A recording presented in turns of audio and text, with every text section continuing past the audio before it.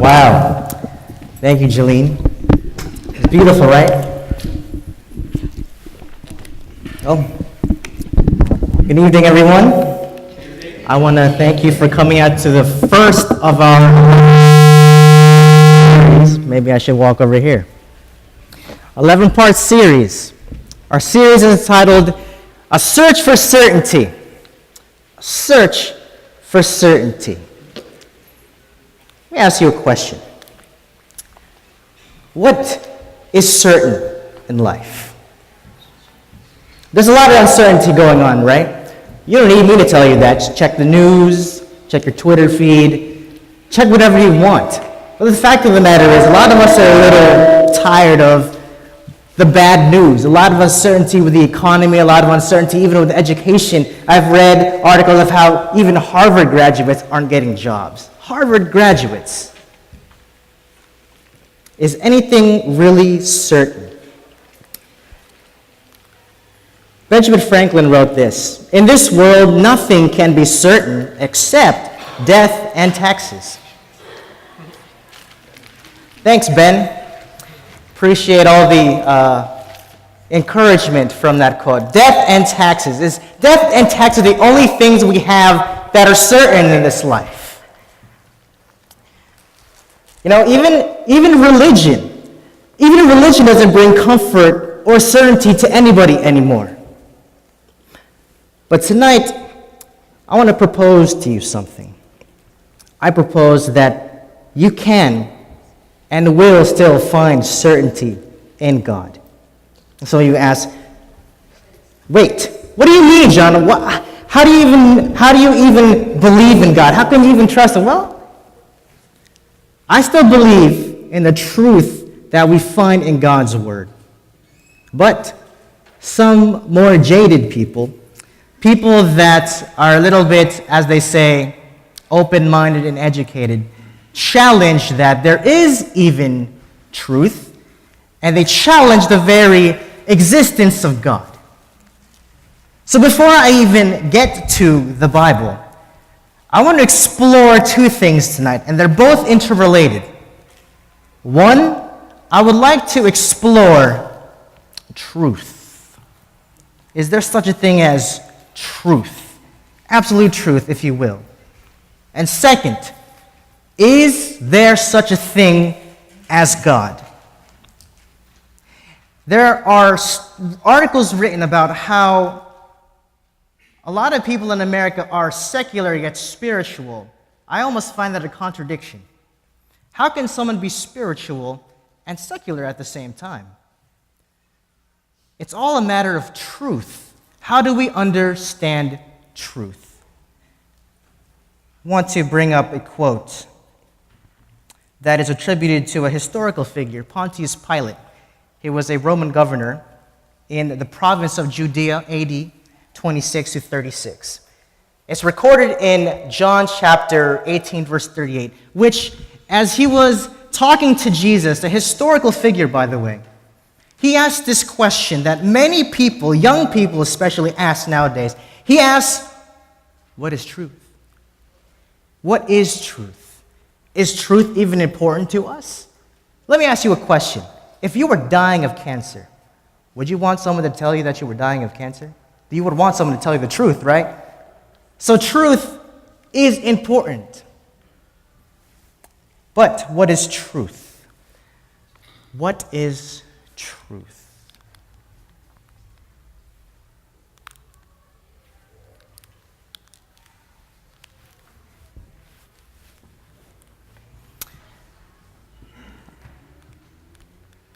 Okay, well, there it is. All right. What I want to focus on first is, how do we understand truth? Objective truth. It is based on evidence. It is true even if no one believes it. And paradoxically, Jesus and the Bible claim to be true. Now, let me illustrate it this way. If I were to drop this really expensive iPad mini Retina onto the ground, what would happen? If I were to let go of this iPad, what would happen? It would fall, and I would probably cry. Now, say I drop this clicker or I let go of this trigger, what would happen to it? It would fall down as well. Now, if someone were to drop anything on any part of the world, would it fall as well and hit the ground? Now, what if I told you I don't believe in gravity? Does my belief change the fact that the iPad or the clicker would hit the ground? No. Why? Because we have seen that multiple times, even ourselves, you trip on something, you fall. Maybe if I just stepped over here, this would have no echo. We good? No? Okay. Belief isn't necessarily tied to truth. Let's say that one more time. Belief is not necessarily tied to truth. Because if that truth is not based on evidence, no matter how much you believe it will not make it true. And so we have to understand that truth, not based on evidence, cannot be true. Here's another way. Here's another foolproof way of understanding what truth is. It's called the law of contradiction.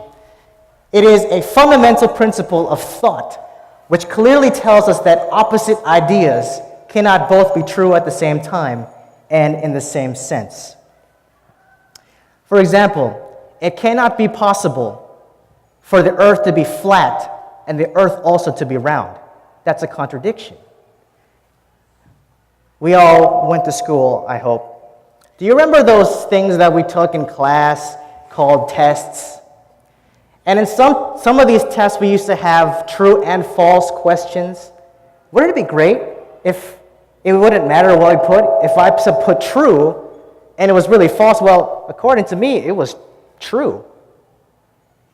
But the fact of the matter is, there is a true answer.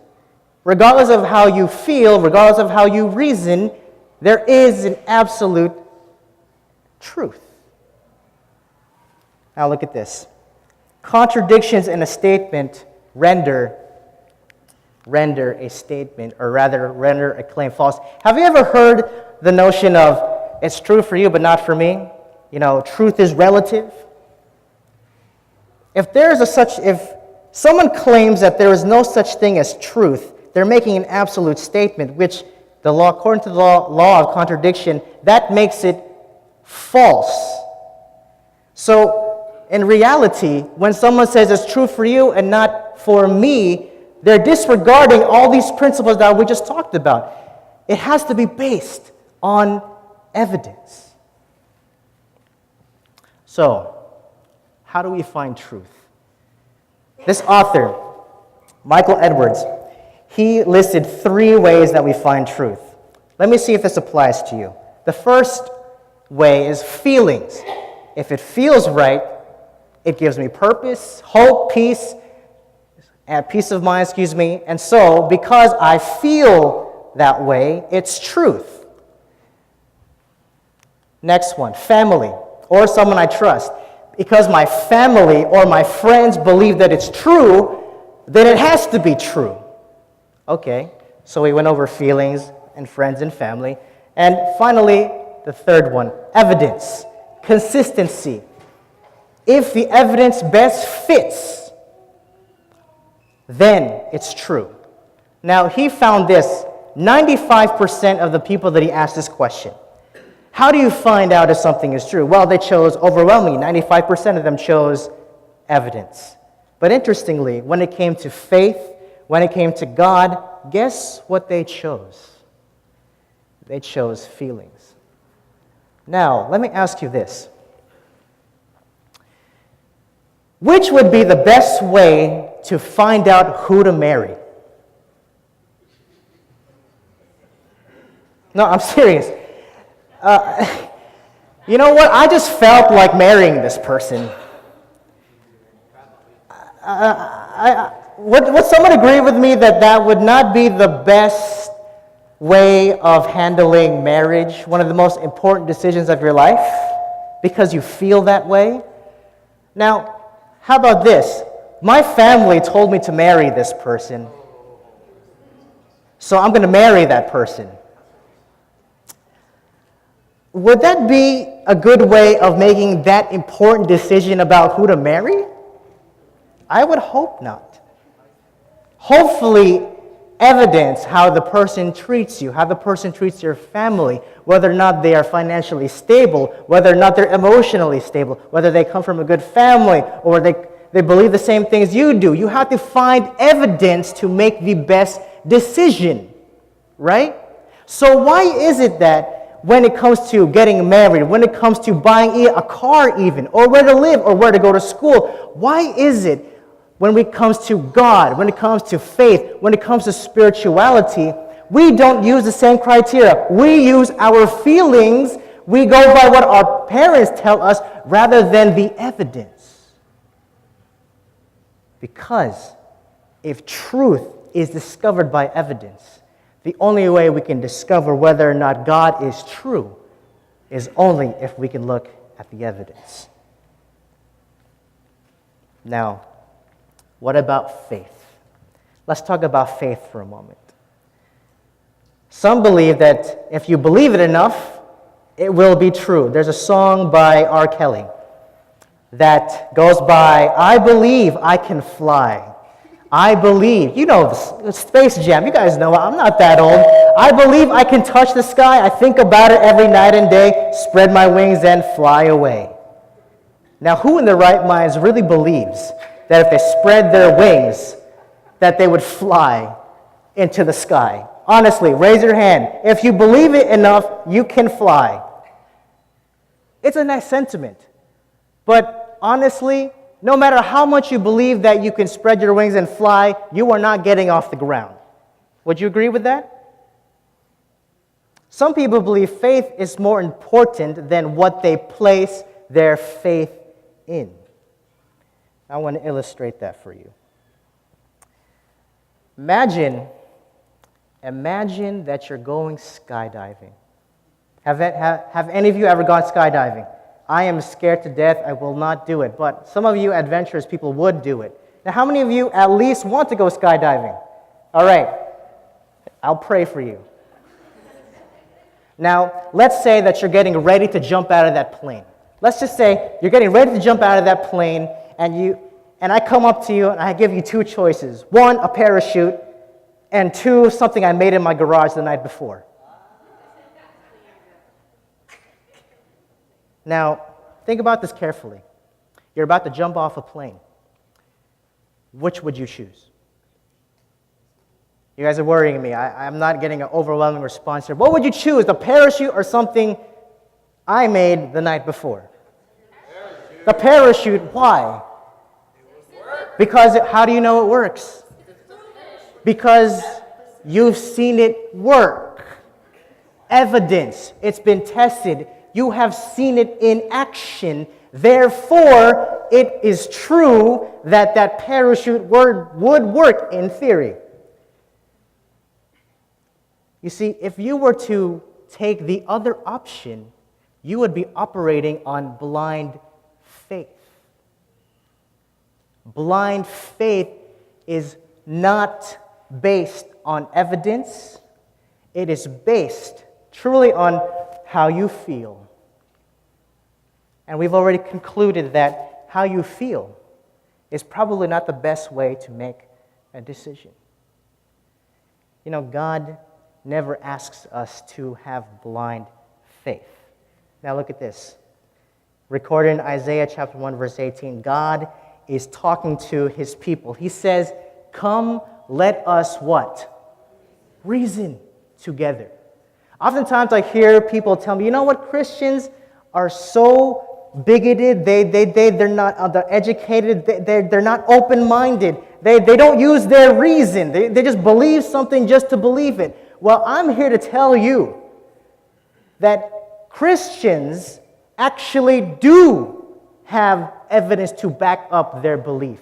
In fact, God himself says, come, let us reason together. In fact, if you look at the original language, this was written in Hebrew. The way that this phrase is constructed, it's constructed in a way of judicial language. Basically, what he's saying, let me rephrase, come, bring your evidence before me. Let's reason. Let me see your evidence. And so God himself shows us that he is willing to converse with us. So why? If God himself wants to reason with us, why? Oh, why would we rely on blind faith? Blind faith to make some of the most important decisions in our lives, namely God's existence. Faith is very important, isn't it? Faith is important for any decision.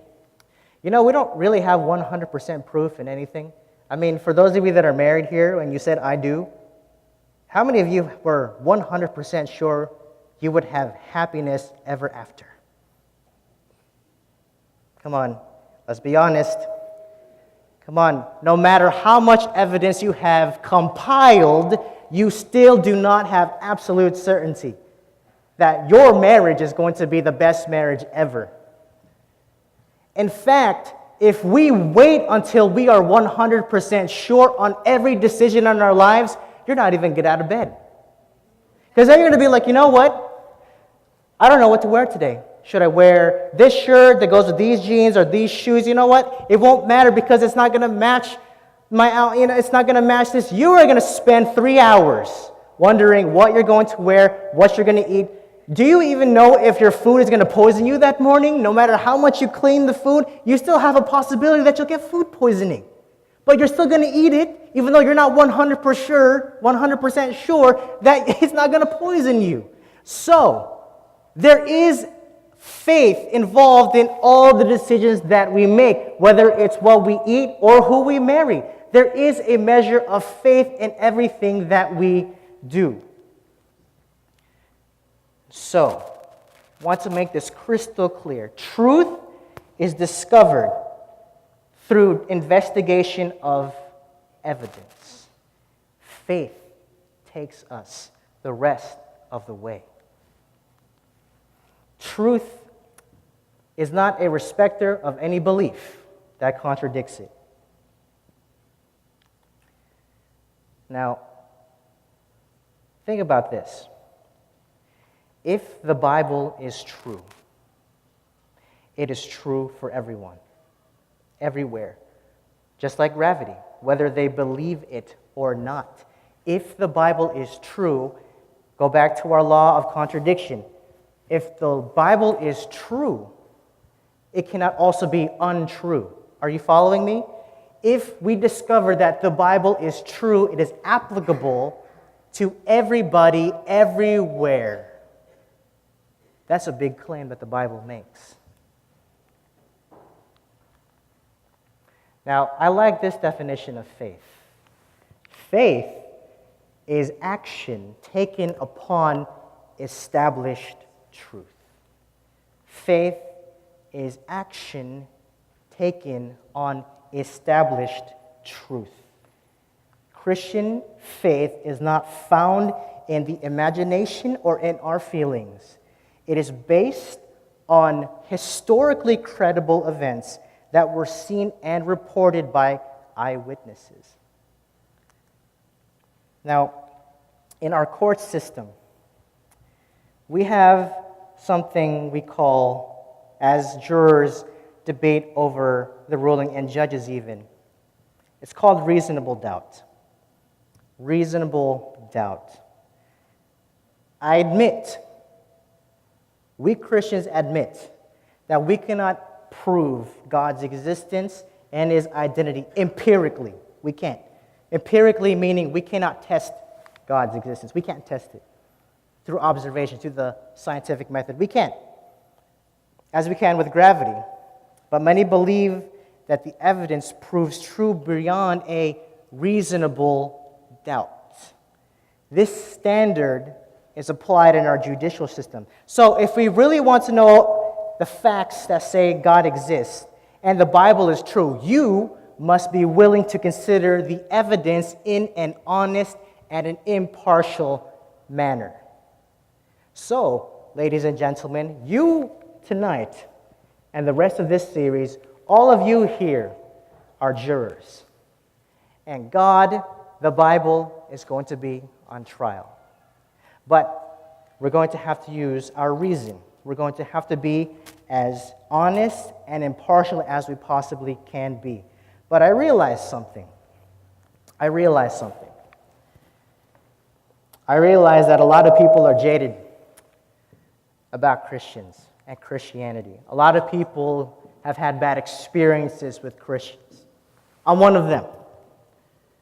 And oftentimes people judge Christianity. Oftentimes people judge Christians and God based on bad encounters with Christians.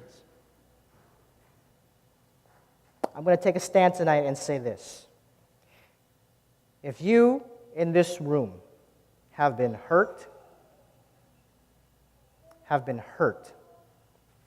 by someone professing to be a Christian, as a minister of the gospel, I apologize. I apologize to you. But you have to know that Christians, we don't claim to be perfect. I oftentimes think that people automatically expect us to be perfect. No, there's only one who is perfect. But see, here's the difference. Christians, we recognize that we are imperfect. That's why we need Jesus. Now, in order for you to make an impartial decision on God, on the Bible, you need to set aside all these thoughts about how God has let you down, how Christians have let you down. If you've been forced to attend church your whole life, you have to put that aside. Because you are allowing those people and those circumstances to control who you are right now. To make an impartial decision on God, you have to set these aside. We acknowledge them, but you have to set them aside in order for you to impartially investigate the evidence. Is that fair? You know, even in the most conclusive cases in courts that offer the best evidence, some jurors walk away feeling, you know what? It's possible that we were wrong, even with the best evidence. And you certainly have that freedom to do so tonight. But ladies and gentlemen of the jury, I'm asking you tonight and the rest of this series to investigate the evidence with me and see if this whole God thing, if this whole Christianity thing is for you. Is that fair? I want to look at 3 pieces of evidence, if you will, ladies and gentlemen. 1, universe. 2, I want to look at some evidence about the earth. And 3, ourselves. Look at this. Stephen Hawking. How many of you know who Stephen Hawking is? He's a brilliant theoretical physicist. He's written many books. He's a very brilliant man, but he's also an avowed atheist. He said this: the universe has not existed forever. Rather, the universe and time itself had a beginning in the Big Bang. It's consistent. He's consistent. Look at this. The second law of thermodynamics, those of you that are in chemistry and in biology, you all know this. The second law of thermodynamics tells us that the universe is running out of usable energy and heading from order to chaos. So we have to extrapolate. If the universe had always existed, we would be out of usable energy and in complete chaos. I think a word got cut out there. So there is a beginning to the universe. Scientists agree, based on scientific evidence, that our entire universe, time, space, matter, energy, including all natural laws, came from nothing.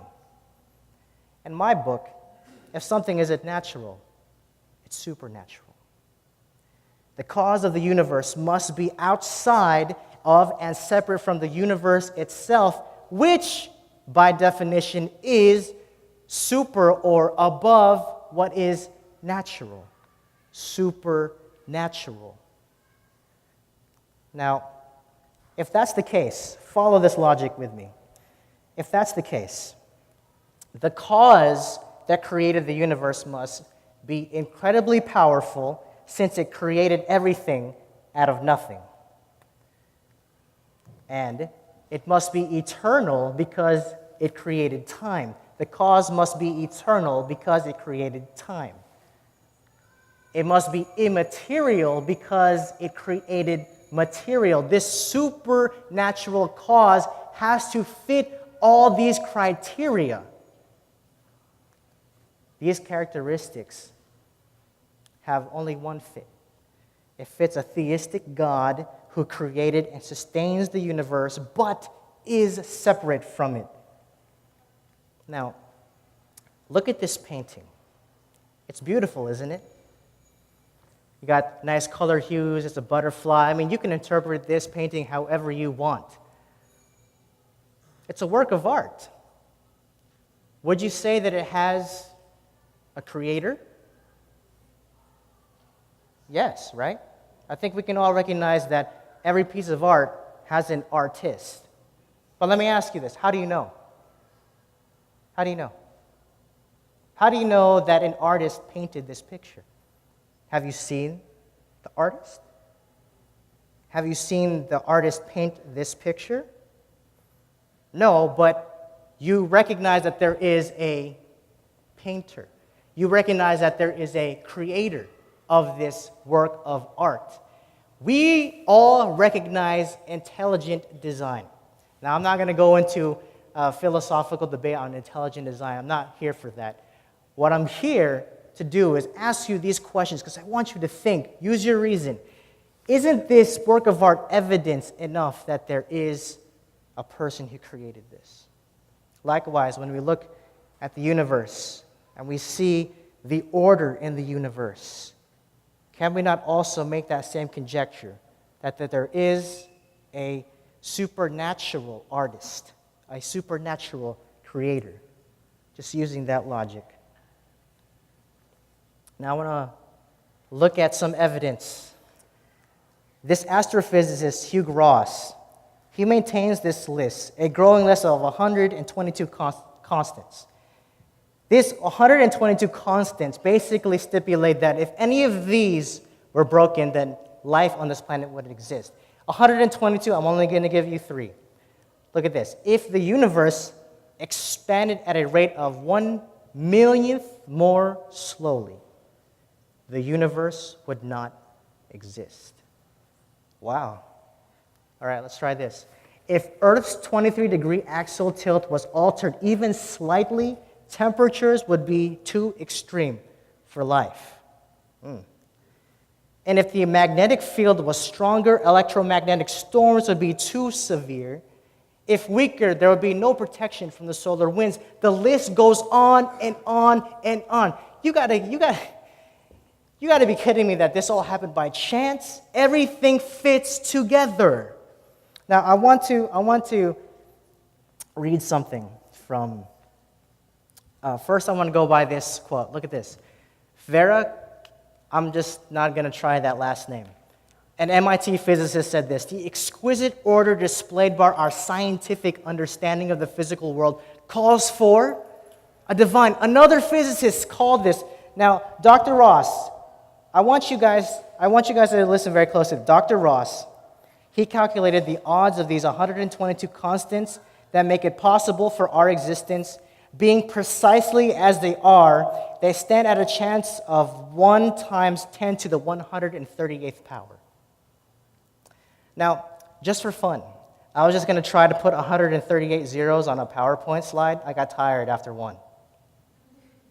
Now, use your imagination. A 1 with 138 zeros behind it. The chance that all of this happens. Now, to put this number into perspective, statistical zero. I don't know if how many of you are aware of it. I'm sure some of you know what statistical zero is. This is where scientists usually write something off as impossible, and they put it at 1 in 10 times 10 to the 50th power. So scientists say that 1 times the 10 times the 50th power, that's impossible. But Dr. Ross says that for all of these 122 and growing constants to happen, It would be 1 times 10 to the 138th. So it's literally impossible for all of this to happen, to generate this environment for all of us. Science thinks that it's impossible. Of course it's impossible. Some physicists, some scientists, I could give you quote after quote, a lot of them, even people that don't believe in God, say that this is nothing short of a miracle, that we're even here. Now, let's look a little bit inside ourselves, the complex design of life. All of you are aware that we are all made up of DNA. I know there's a lot of nurses, there's a lot of doctors, and a lot of health professionals here. Now, you all know the complex design of life. Francis S. Collins, some of you may know this name. He was the director of the Human Genome Project. It basically mapped the entire genome of a human. He said this: DNA is a 3 billion lettered program, a full instruction manual. You cannot find instruction, precise information like this without someone intentionally constructing it. Now look at Bill Gates. Bill Gates says this: human DNA is like a computer program, but far, far more advanced than any software created. Wow. Perry Marshall, a specialist with technology, says this: DNA is a code, a language, and an information storage mechanism. All codes we know the origin of are created by a conscious mind, and language and information are proof of the action of a super intelligence. Just even trying to grasp the complexity of how we ourselves are created led the author of Psalms chapter 139, verse 14 to exclaim this. He says, New Living Translation, "Thank you to God for making me so wonderfully complex." Other versions say, "I am fearfully and wonderfully made. Your workmanship is marvelous. How well I know it."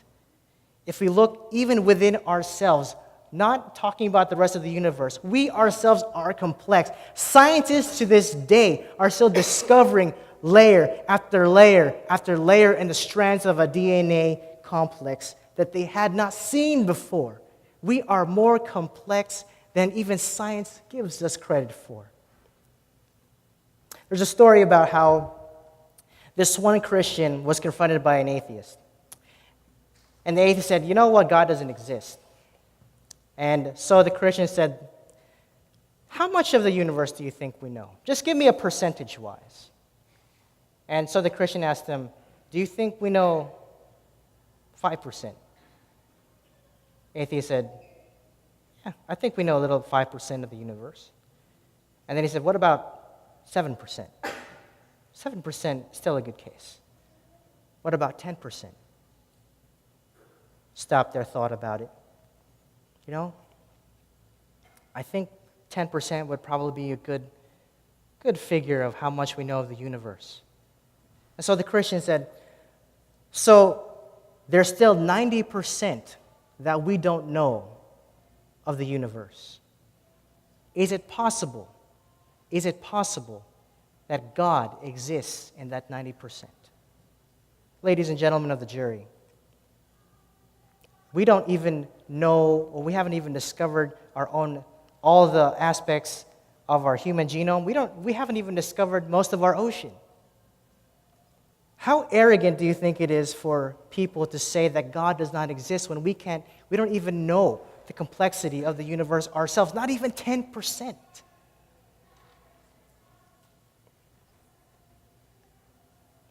You see, when we look at the universe, when we look at our world, when we look even at ourselves, the way that we were created, all of this, I submit to you, cannot have happened by chance. None of this happened by accident. You have not been created by accident. You have been created, you have been fashioned, and you are fearfully and wonderfully made. This world, this universe was intentionally crafted by a super intelligence. Ladies and gentlemen of the jury, I submit to you that this super intelligence is God. And if God is true, He is true for everyone. But it's up to you. God gave you a mind, God gave you a brain. My challenge to you tonight, weigh the evidence. Try to be impartial. Set aside all those feelings that you may have, those presuppositions you may have. Weigh the evidence. Weigh the evidence. And seek whether or not there is truth. And if there is truth, then there must be God. And if there is God and He's true, then He's not just true for you, He's also true for me. He's true for your neighbor. He's true for this world. That's my challenge to you. Weigh the evidence. Now, I know that many of you here are still unsure. Some of you may feel a little bewildered by that blitzkrieg of information that I gave you. But that's okay. We're still here at the beginning. Many of you have questions. Many of you still are uncertain about this whole God and Bible thing. That's okay. That's okay. Because we're going to go on a journey to find certainty in a world of uncertainty. Before you go tonight, may I pray for you? Father in heaven, I realize that it's not exactly popular to believe in God anymore. A lot of people are disillusioned. A lot of people are jaded. Some people are struggling with finding the truth, finding some certainty in their lives and in this world. But we ask you that as we go throughout this series, that you reveal more and more about you. Help us, Lord, to find certainty in you. This I pray in Jesus' name. Amen. Tomorrow night, we're going to be doing a part 2 of this series, the Search Part 2. Can I trust the Bible? Can I? Is it more than just something that some crazy people in a desert wrote? Is it irrelevant or is it relevant? Join us tomorrow night. And the following night, we're also going to wrestle with the problem of evil. If God is so good, why is there evil? Why do bad things happen to good people? Maybe you yourselves have been struggling with these questions. If those are things that you want to discover, I encourage you to join us. Until then, God bless. Have a good night.